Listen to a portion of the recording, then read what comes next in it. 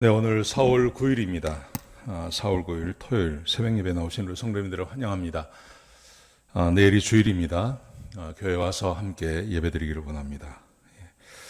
우리 말씀 나누기 전에 공동기도 제목으로 기도하는 시간 갖도록 하겠습니다. 기도하시겠습니다. 홍석가 집사의 암을 치료해 주십시오. 배옥진 집사의 뇌졸중을 치료해 주십시오. 언어가 회복되고 오른쪽 팔다리에 힘이 생겨나도록 해 주십시오. 과간나 집사의 허리를 치료해 주십시오. 권하자 집사가 다시 걷도록 해주십시오. 오기선 어린이가 회복이 잘 되게 해주십시오. 이승학 성도의 뇌종양 치료가 잘 되게 해주십시오. 조인세 장로의 다리를 치료해 주십시오. 우한 폐렴으로부터 우리를 지켜주십시오. 예수님 이름으로 기도합니다. 아멘. 오늘 본문의 말씀은 에스라 7장 1절에서 10절까지 말씀입니다. 오늘 본문에 이 에스라서의 저자인 에스라가 누구며 또 어떻게 돌아오게 되었고 그가 와서 무슨 일을 하는지에 대해서 성경이 기록하고 있습니다. 오늘 본문이 주고 있는 교훈은 교회에서 가장 중요한 일이 무엇인지를 우리에게 가르쳐 주는 것입니다. 여러분, 교회에서 가장 중요한 게 뭘까요? 여러분들은 교회에서 무엇을 기대하십니까? 하나님의 말씀을 배우고 또 하나님의 말씀을 듣고 그 말씀대로 사는 것, 그게 교회에서 가장 중요한 이름을 우리에게 가르치고 있습니다. 자, 에스라가 누군지 먼저 한번 보십시다. 자, 1절에서부터 5절까지 말씀해 보시면 바사왕 아닥사스다 시대의 에스라에 대해서 이야기합니다. 그래서 2절에서 5절까지 말씀 보시면 굉장히 많은 사람들의 이야기를 하면서요, 끝에 가면 대제사장 아론의 16대 손이 바로 에스라다, 그렇게 말합니다. 에스라가 누구냐 하면 제사장입니다. 제사장의 자손입니다. 아론의 16대 자손이 이 에스라라는 거죠. 에스라는 제사장이었습니다. 여러분, 우리는 제사장 그러면 어떤 의미를 갖냐면 대부분 우리 성도님들이 생각하시는 것이 제사를 드리는 사람, 제사를 인도하는 사람이라고 생각합니다.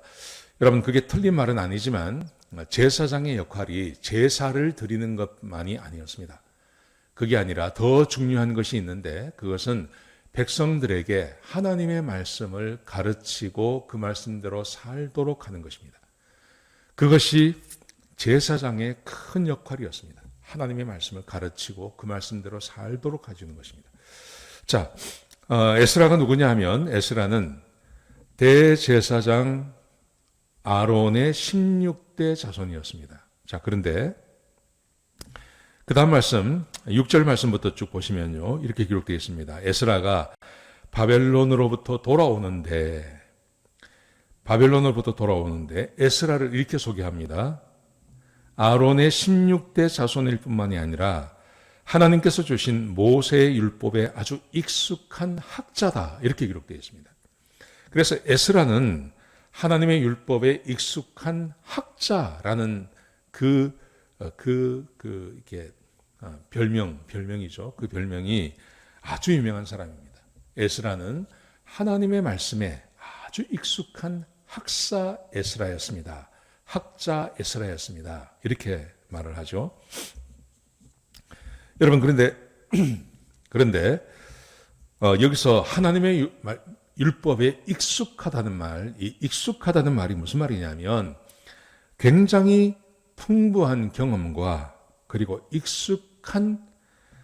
굉장히 능통하다는 것입니다. 하나님의 말씀을 가르치는데 굉장히 풍부한 경험이 있고 하나님의 말씀에 대해서 풍부한 지식이 있고 그리고 굉장히 능통한 그런 사람이라는 거죠. 하나님께서 에스라를 귀히 쓰십니다. 그래서 오늘 본문에 보시면 그가 바벨론에서 예루살렘으로 돌아올 때 6절 하반절에 보시면 이렇게 되어 있습니다. 하나님께서 그를 도와주셔서 왕에게 구하는 모든 것을 다 받도록 해줬다고 기록되어 있습니다. 여러분, 이것이 굉장히 의미가 있습니다. 하나님께서 모든 사람을 다 똑같이 대하는 게 아니죠. 하나님께서 귀하게 생각하는 사람을 더 귀하게 대우해 주십니다. 하나님께서는 자기가 귀하게 여기는 분들을 훨씬 더 귀하게 생각해 주시는데 이스라엘 백성들이 돌아올 때 에스라를 얼마나 귀하게 생각하셨는지 하나님께서 도와주셔서 에스라가 고향으로 돌아올 때 에스라가 아닥사스다 왕에게 구하는 모든 것, 그 모든 것을 다 가지고 돌아올 수 있도록 도와주셨다는 것입니다. 하나님께서 에스라를 귀히 여깁니다. 그런데 에스라를 귀히 여기는 이유가 기록되어져 있습니다. 그게 바로 하나님의 율법에 익숙한 사람이기 때문에 그렇습니다. 여러분, 이스라엘 백성들이 바벨론으로 잡혀가서 70년 만에 돌아오는 겁니다.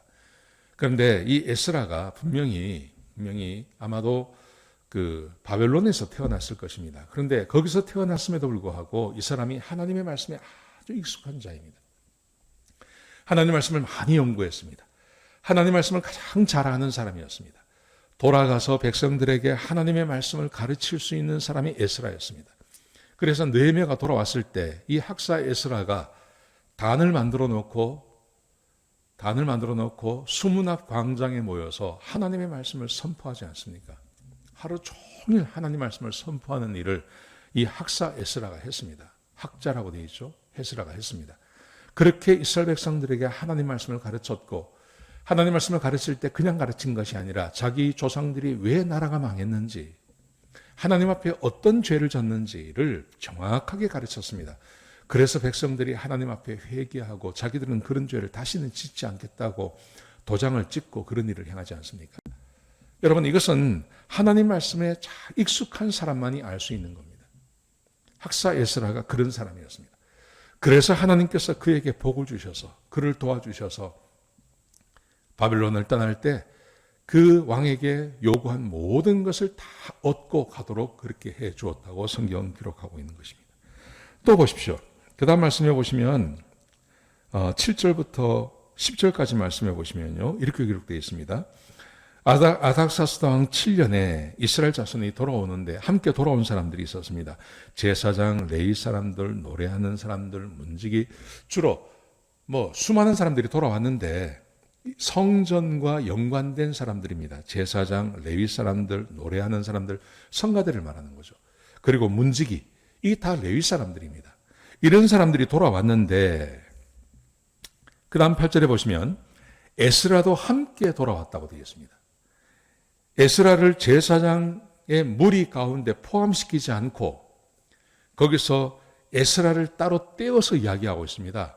왜냐하면 이 에스라가 그 시대에 유일하게 하나님의 말씀에 아주 탁월한 사람이기 때문에 이 사람을 제사장이지만 제사장의 무리에 집어넣지 않는 겁니다.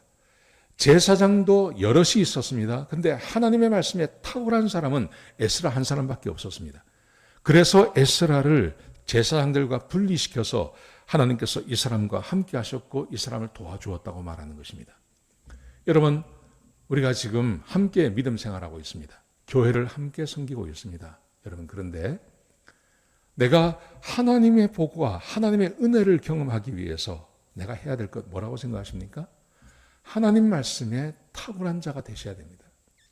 모든 그리스도인들은 하나님의 말씀에 탁월한 자가 되셔야 됩니다. 왜냐하면 하나님께서 우리를 구원하신 다음에 우리에게 성령을 주셨습니다. 모든 사람에게 성령이 함께 하십니다.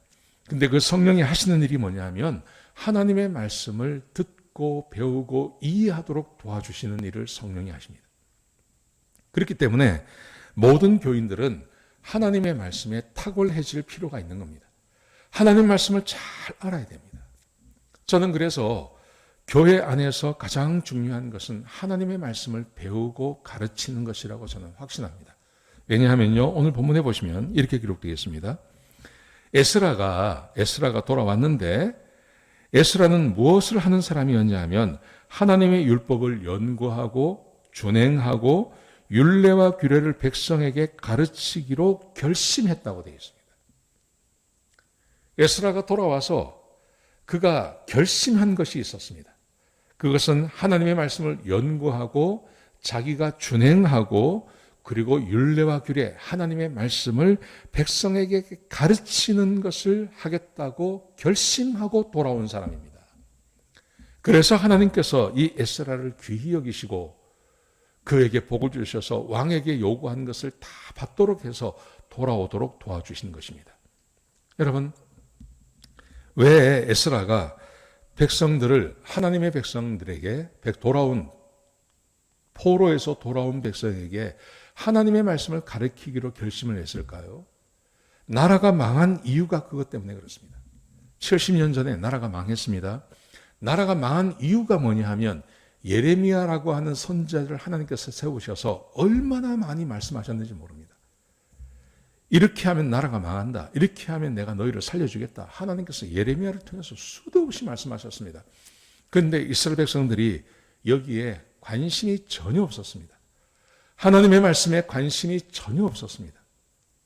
그래서 결국은 나라가 망하고 만 겁니다. 여러분, 한 시대에 종말이 이르고 한 교회가 멸망당하고 한 개인의 사람이 멸망당하는 이유는 하나님의 말씀을 모르기 때문입니다. 하나님 말씀대로 살지 않기 때문입니다. 하나님 말씀에 무지하기 때문에 하나님의 뜻을 몰라서 사람들이 하나님의 뜻대로 살지 못하기 때문에 고난받고 힘들고 어려운 것입니다. 에스라는 하나님의 말씀을 깊이 연구한 사람입니다. 하나님 말씀에 아주 익숙한 사람이었습니다. 그렇기 때문에 자기의 조상들이 70년 전에 왜 하나님께서 백성들을 망하게 하시고 바벨론으로 쫓아내셨는지 그 이유를 분명히 알고 있는 사람이었습니다. 그래서 학사 에스라는 돌아가서 성전을 짓는 것도 중요하지만 성전 짓는 것보다 더 중요한 것이 이스라엘 백성들에게 하나님의 말씀을 가르치는 것. 하나님 말씀을 가르쳐서 그 말씀대로 살게 하는 것이 가장 귀한 것임을 그가 알고 있었기 때문에 그가 이렇게 결심하고 돌아오게 된 것입니다. 그렇게 결심하고 돌아온 이 학사 에스라를 하나님께서 복을 주시는 것입니다. 그러므로 사랑하는 성도 여러분, 우리 현재 구원받고 교회 믿음 생활하는 우리들은 교회 가운데서 이걸 기대해야 됩니다. 하나님의 말씀을 제대로 배우기를 기대해야 됩니다. 목사에게 이런 기대를 가져야 됩니다. 하나님의 말씀을 가르쳐 달라고 하는 이 기대를 목사에게 가져야 합니다. 교회에 대한 기대가 하나님의 말씀을 제대로 배우는 것입니다. 여러분, 하나님의 말씀을 배우는 것 외에 나머지 것은요, 세상에서도 할 수 있습니다. 그런데 세상이 절대로 못하는 것이 있습니다. 그게 바로 하나님의 말씀을 가르치는 겁니다. 교회가 아니면 못하는 겁니다. 이거는 교회만 할 수 있는 것입니다. 교회에 목사를 세우시고 하나님께서 교회를 통해 목사를 통해서 교회를 운영해 나가는 것 여러 가지 일이 있습니다. 교회 문도 지켜야 되고 찬양도 해야 되고 뭐 여러 가지 일이 있습니다. 여러분, 그런데 가장 중요한 것은 오늘 본문이 우리에게 가르쳐 주는 것처럼 하나님의 말씀을 배우는 것입니다. 그렇기 때문에 우리 교인들은요, 두 개 중에 한 개를 해야 됩니다. 하나님의 말씀을 가르치시거나 하나님의 말씀을 배워야 됩니다. 충분히 배워서 하나님의 말씀에 대한 조망과 이해가 풍부해지시면 남을 가르치십시오. 목자가 되시고 다른 사람들을 가르치시고 유년주일학교 학생들을 가르치십시오. 아직 거기까지 되지 아니하시면 하나님 말씀을 부지런히 배우셔야 됩니다. 이것이 교회 안에서 가장 중요한 일입니다. 당신의 생명을 살려낼 수 있는 것이고 우리의 가정을 살려낼 수 있고 이 시대를 구원할 수 있는 유일한 길이 하나님의 말씀입니다. 그 말씀을 배우고 가르치는 일에 최선을 다해야 될 줄로 믿습니다. 오늘 에스라가 70년 만에 그 망한 나라로 돌아가면서 마지막으로 그가 결심한 것, 내가 하나님의 말씀을 배우고 가르치고 준행하고 그 일을 할 수 있도록 내가 하겠다 하는 그 마음 가지고 돌아갔다는 것을 기억하시기 바랍니다. 기도하시겠습니다. 아버지 하나님, 감사합니다. 귀한 말씀 주셔서 감사합니다. 하나님, 우리가 하나님 말씀을 귀히 여기는 백성 되게 하여 주옵소서. 주의 말씀을 따라 사는 하나님의 백성들이 되게 축복하여 주옵소서. 주의 말씀을 가르치거나 배우는 자가 될 수 있도록 인도하여 주옵소서. 주님 감사합니다. 예수님의 귀하신 이름으로 기도드렸습니다. 아멘.